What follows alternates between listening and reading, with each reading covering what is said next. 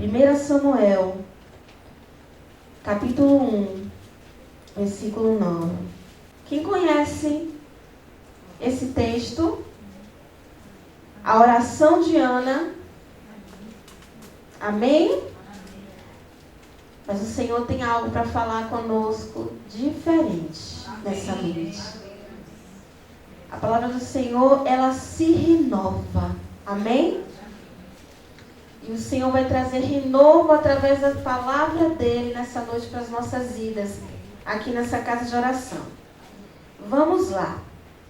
O versículo 9 fala assim: Então Ana se levantou, depois que comeram e beberam em Siló, e Eli, sacerdote, estava sentado numa cadeira junto a um pilar do templo do Senhor. Ela, pois, com amargura de alma, orou ao Senhor, e chorou abundantemente, e fez um voto dizendo: Senhor dos exércitos, se benignamente atentares para a aflição da tua serva, e de mim te lembrares, a tua serva não te esquecereis, mas a tua serva deres um filho homem.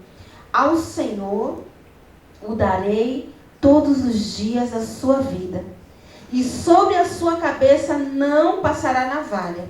E sucedeu que, perseverando ela em orar perante o Senhor, Eli observou a sua boca, porquanto Ana no seu coração falava, só se moviam os seus lábios, porém não se ouvia a sua voz, pelo que Eli, o profeta, a teve por embriagada. E disse-lhe Eli: Até quando estarás tu embriagada? Aparta de ti o teu vinho. Porém Ana respondeu: Não, Senhor meu, eu sou uma mulher atribulada de espírito, e nem vinho nem bebida forte tenho bebido, porém tenho derramado a minha alma perante o Senhor. Não temas, pois a tua serva por filha de Belial, porque da multidão dos meus cuidados e do meu desgosto tenho falado até agora. Então respondeu Eli: Vai. Ele respondeu: Vai. Ele respondeu: Vai. E o Deus de Israel te conceda a petição que lhe fizeste. E disse ela: Acha tua serva graça aos teus olhos. Assim a mulher foi o seu caminho, e comeu, e o seu semblante já não era mais triste. Senhor, fala conosco nessa hora. Ministra o nosso coração. Que essa palavra encontre o lugar que ela precisa para preencher o vazio de cada um que aqui está. Em nome de Jesus. Amém. Todos nós conhecemos a história de Ana? Todos nós conhecemos a história de Ana? Todos? Amém? E nós sabemos que o desejo de Ana era ter um filho, né? E ela chorava no templo naquele dia por isso. A petição de Ana era essa. Mas a gente só se atém a essa parte da história, o lado A. E Deus me levou ao lado B da história. O lado B é que Ana, ela oferece Samuel e o consagra antes mesmo dele. Ela consultou o filho sobre isso? Ela perguntou ao filho se ele queria estar ali consagrado à casa do Senhor? Não. Se nós pudéssemos dar um título para a pregação de hoje, eu coloquei aqui nas minhas anotações, aquilo que o Senhor falou para mim, seria: digo sim ao propósito. Olha, o primo irmão está do seu lado, minha ministração é assim, bem didática mesmo. Estão dizendo que agora não pode mais falar isso, não olha para um lado, olha para o outro, né? Mas pode sim, porque o Senhor usa cada um na sua singularidade, e eu prego assim mesmo, baiana. Olha aí para o irmão que está só, diga para ele assim: diga sim ao chamado do Senhor para a sua vida. E aí nós vamos, queridos, conversar nessa noite. com que o Senhor ministrou ao meu coração. E ela disse ao Senhor: Senhor, se o Senhor me der um filho homem, eu irei entregá-lo a ti. Ele será seu. E não passará navalha na sua cabeça. Naquela época, quem não cortava o cabelo, naquela época, era consagrado ao Senhor, separado ao Senhor. E ela separou Samuel. Mas o mais interessante de tudo é que nós, em momentos de aflições, nós fazemos vários votos ao Senhor. Alguém já passou por isso, por essa experiência? Em momentos de dor, de angústia, de deserto, quando a coisa está apertada, estreita, a gente ali faz votos com o Senhor. Só que quando passa a angústia, quando passa a dor, a gente precisa manter o nosso compromisso de cumprir com o voto que fizemos com Ele. Amém? Porque tudo aquilo que nós ligamos na terra está ligado no céu. E quando nós falamos para o Senhor: Senhor, eu vou fazer dessa forma, o Senhor vai lá, anota, libera a bênção e espera o nosso posicionamento quando recebermos, não é assim? E Ana, quando recebeu Samuel, a palavra nos fala que ela teve que entregá-lo. E aí entra o lado B da história. Queridos, eu não sou mãe ainda. É o meu desejo ser. Amém. Mas eu convivo com mulheres que são mães. E são mulheres muito fortes, apaixonadas pelos seus filhos, verdadeiras leoas. Ana teve que dar Samuel quando ele desmamou. E aí eu fui estudar mais ou menos sobre isso. É uma faixa etária ali de 2 a 3 aninhos a 4 aninhos de idade. E ela deu o seu filho. E a palavra do Senhor nos fala mais adiante que ela ia todo ano, eles subiam para oferecer ao Senhor ofertas e sacrifícios. E ela levava uma túnica para o filho. E o que me chamou a atenção, por isso que eu digo que é o lado B da história, é que Samuel, ele disse sim ao chamado do Senhor. Samuel, ele decidiu viver a promessa que o Senhor fez através da boca da sua mãe. Porque Ana, naquele momento, antes de Samuel ser gerado nela, ela foi profeta. Ela profetizou sobre a vida dele, dizendo: ele será separado, ele servirá ao Senhor e ele cumprirá o propósito do Senhor para a vida dele. Ela liberou uma palavra. Quantos nós recebemos palavras liberadas ao longo da nossa caminhada? Tantos. Todos aqui, eu falo sem medo de hesitar, recebeu várias palavras da parte do Senhor, por pessoas que o conhecem, por pessoas que não o conhecem. Diante de todas as circunstâncias, e Samuel tinha muitas, porque Samuel estava diante de um profeta que negligenciava o seu chamado. A casa de Eli negligenciava o chamado do Senhor. Queridos, Samuel, ele não tinha uma referência naquele lugar, porque ele via o que os filhos de Eli faziam. Muitas vezes nós também não temos referência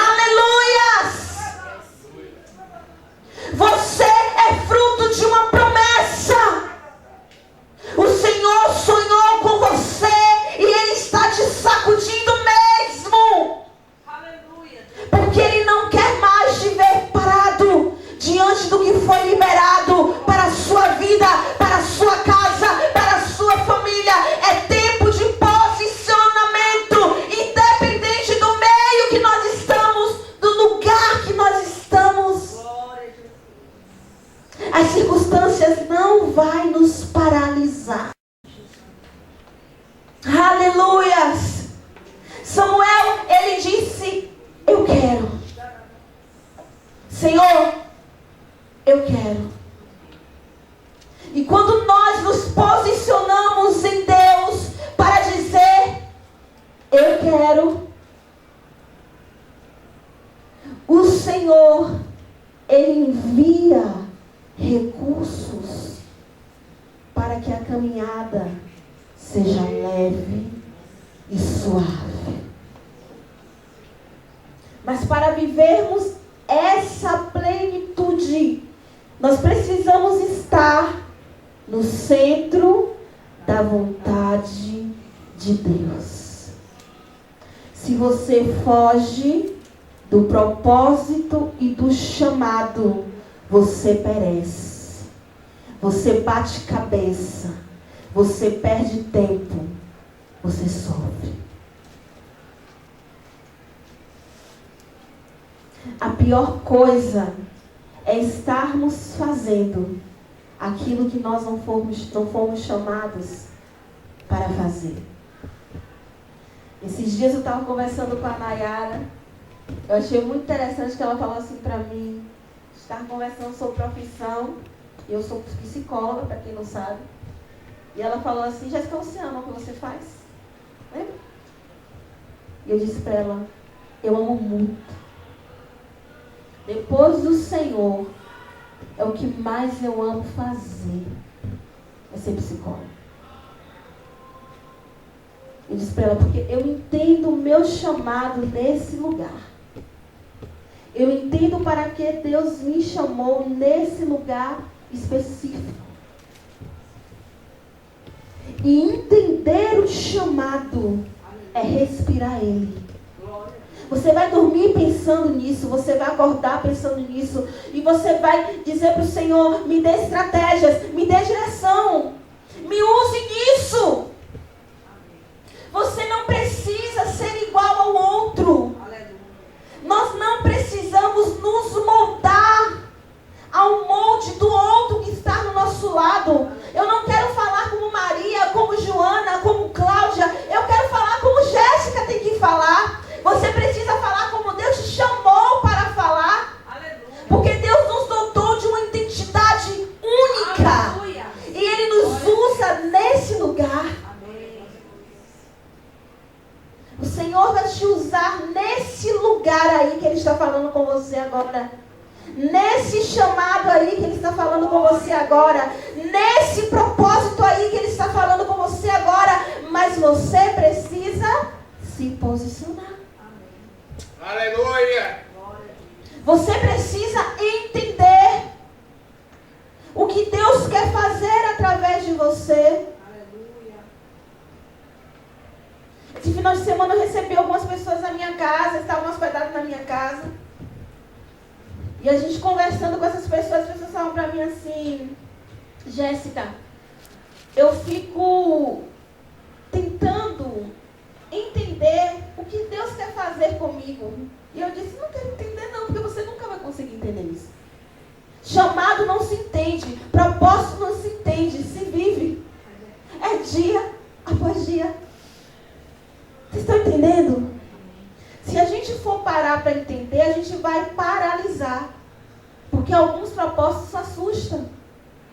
Alguns chamados assustam. Quantos estão entendendo isso? Quando o Senhor nos levou, eu e meu esposo, para fazer um trabalho em um dos lugares mais perigosos de Salvador, chamado Pela Porco. Quem já ouviu falar sobre isso? Já ouviram falar sobre esse lugar?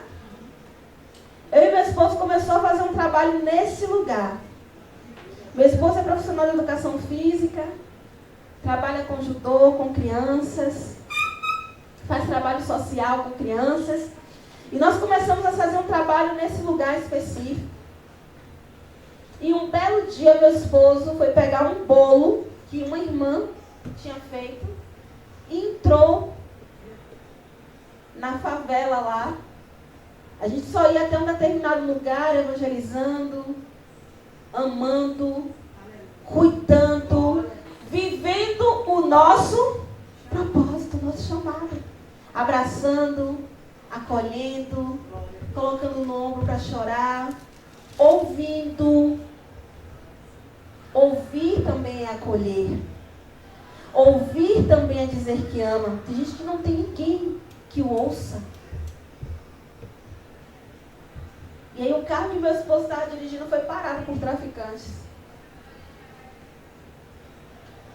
E a pessoa que estava no carro com meu esposo conseguiu sair. E meu esposo ficou no carro lá. E a pessoa foi ao meu encontro no local que eu estava. E disse: pegaram ele.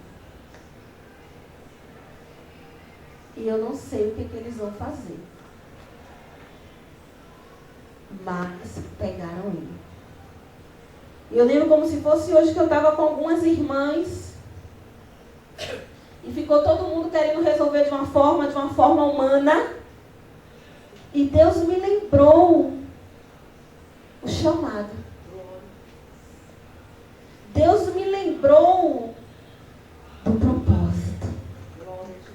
Às vezes nós estamos em caminhos longes, distantes do Senhor, fazendo coisas totalmente diferentes pelo qual fomos chamados a fazer.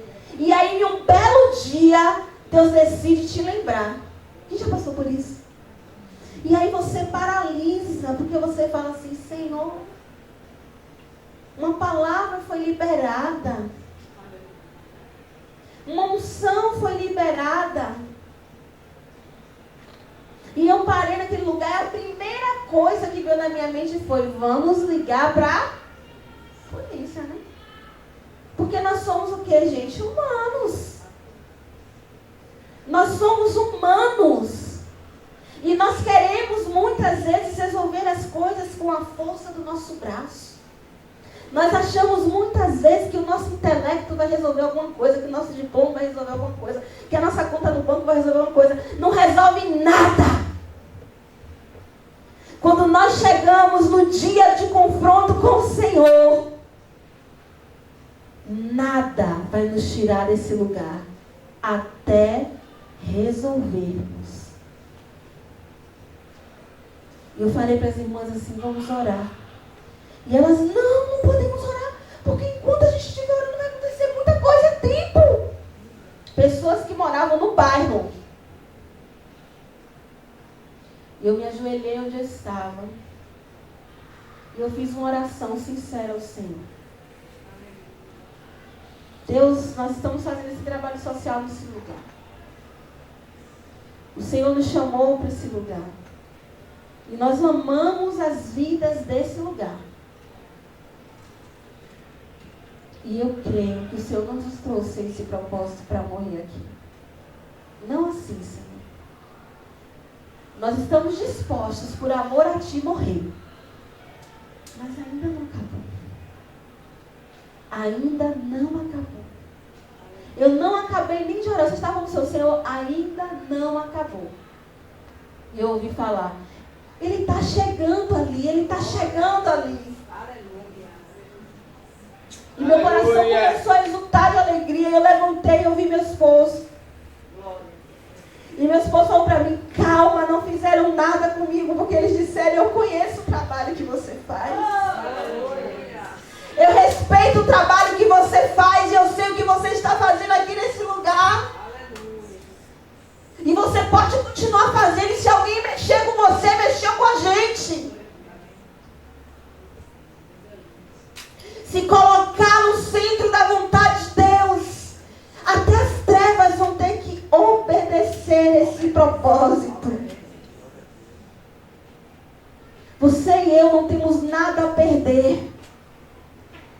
Mas eu quero te dizer nessa noite: não fique nem um dia mais sem viver aquilo que o Senhor chamou você para viver nessa terra, sem fazer aquilo que o Senhor chamou você para fazer nessa terra. Deixem chamarem você de louco, de maluco, de desequilibrado. Deixe dizerem a você que você está fora de linha, que não é dessa forma que se age, que não é dessa forma que tem que ser. É o Senhor quem dita a vida de quem tem propósito. Não é o mundo que vai ditar as nossas vidas. Samuel, ele não se importava com que os irmãos dele todos do ano trazia. Ele não se importava com que os irmãos... Queridos, você acha que os irmãos de Samuel não conversavam com eles? Os irmãos de Samuel subiam junto com os pais para ir ao encontro dele. Você acha que não tinha conversa? Tinha conversa, sim. Você acha que eles vão perguntar ao Samuel, você está comendo o que aqui? Você acha que eles não conversavam com Samuel como era a vida deles lá? Sem estar separado? Sem estar consagrado? Claro que sim. Mas Samuel entendeu que a renúncia era um preço de amor para o propósito que foi liberado. E nós estamos vivendo em um mundo tão imediatista. Nós estamos tão centrados no nosso eu, que a gente não consegue mais viver o propósito, porque o propósito diz respeito ao outro, não diz respeito a nós.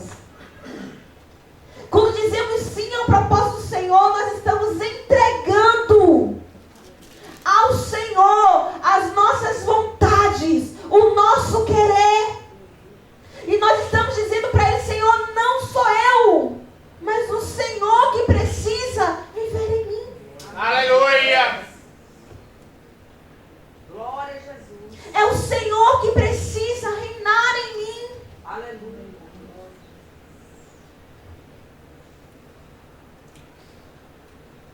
O mundo não está, a gente fala muito, as trevas, está tomando tudo, dominando tudo, a gente está ligando a televisão e está vendo acontecendo e fazendo. Não é excesso de trevas, é falta de luz.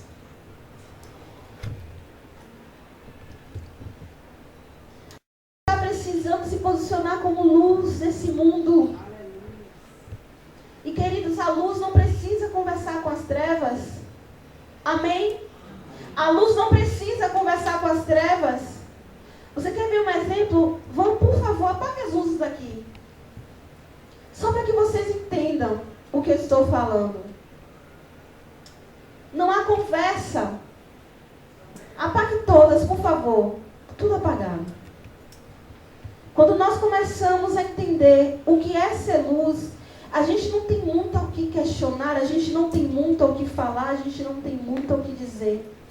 É só ser. E quando a gente decide ser luz, olha o que acontece. Não há muita coisa. Pode acender.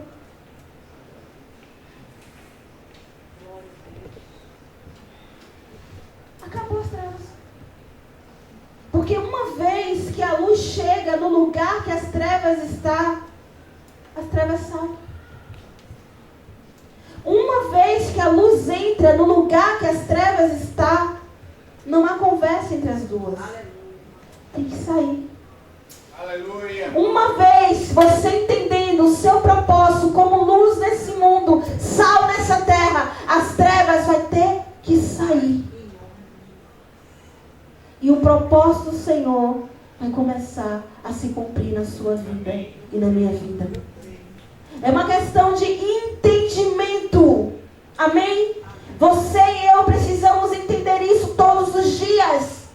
Você e eu precisamos trabalhar isso aqui, ó. É metanoia, mudança de mente, mudança de atitude. Deixando o Senhor transformar, virar a chave. Se posicionando, saindo desse lugar. Saia desse lugar. Ah, porque a gente precisa fazer de uma forma, porque eu preciso fazer de uma forma, porque eu preciso que aconteça assim. A gente não precisa de nada. A gente já tem tudo. Nós servimos a um Deus que tudo é. Ele é o eu sou. Aleluia, glória a Deus. Ele faz, Ele realiza, Ele abre, Ele fecha, Ele traz a existência. Aleluia. Glória a Deus. Ele faz acontecer. Diante dessa verdade,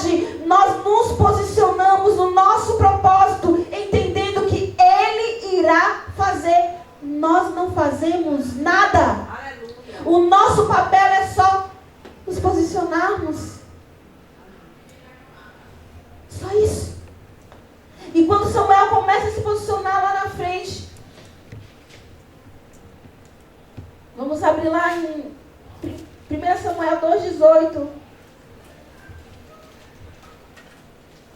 Aleluias. Então você fala assim, que existe um fogo cerrado em meu peito, né? Que não me dá descanso. Eu não tenho descanso. Que a gente não tenha descanso. Que esse fogo queime ao ponto de tirar o nosso sono, ao ponto de nos inquietar a alma. Para que a gente viva segundo o propósito do Senhor. Que a gente não se desvie disso. Que a gente não fuja disso. E aí o Senhor deixa bem claro na palavra que, gente, Samuel, ele foi peça tão fundamental que Samuel ungiu 2 reis. Quem lembra os reis que Samuel ungiu? Saul e Davi. E o segundo rei, que foi Davi, que ele ungiu, foi um homem segundo o coração de Deus. A percepção que Samuel tinha em Deus era tão aguçada que ele via coisas que eram muito improváveis aos olhos humanos, porque ele foi lá detrás das malhadas buscar um rei, quando ninguém acreditava que sairia alguma coisa dali.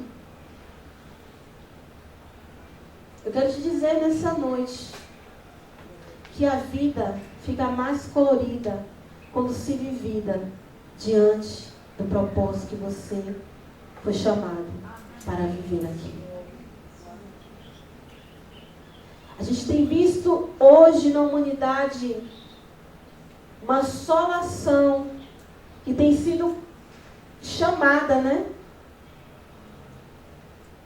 De uma das grandes doenças que tem afetado a humanidade, que é a depressão.